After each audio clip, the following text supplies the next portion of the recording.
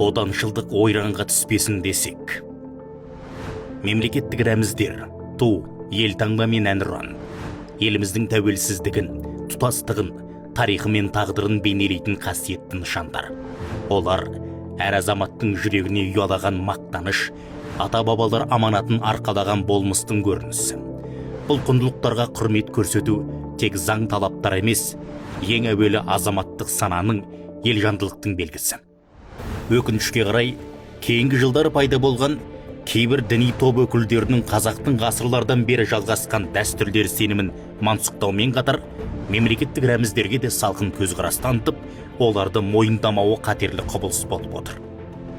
Рәміздерді мойындамаудың артында мемлекетті мойындамау, оның заңдары мен құндылықтарын құрметтемеу тұрған айдан анық. Мұндай ұстаным тек радикалды сенімнің жемісі ғана емес, сонымен қатар ел ішіндегі ынтымақ пен бірлікті ірітетін қауіптің бастауы. Олар туға тағзым етпейді. Әнұран ойналса орындарынан тұрып қолын кеудеге қоймайды. Әскерге барып, отан алдындағы борышын атқаруды парызым деп білмейді. Бұл әрекеттер олардың бойында отаншылдық сезімнің ойсырағанын ғана емес, ата-бабамыз ұрпаққа аманаттаған, елі мен жерінен жеруге бағытталған барса келмес жолға бет бұрғанын айғақтаса керек. Мұндай күрделі идеологиялық кесел мен кереңсіз көзқарасқа қарсы тұру білім мен парасат арқылы жүзеге асуға тиіс. Кез келген шынайы дін елге қызмет етуді, әділеттілікті, отанға адал болуды уағыздайтынын, ал жалған түсініктер ел тыныштығына, ұрпақ болашағына балта шабатын дерт екенін білген жөн.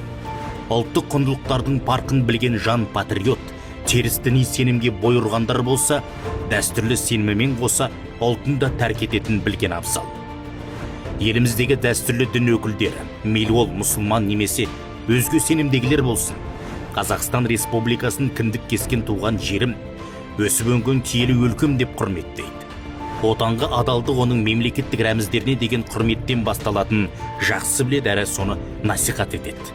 Өмір мен тағдырын осы елмен байланыстырған кез келген азаматтың ұстанымы осы болса керек.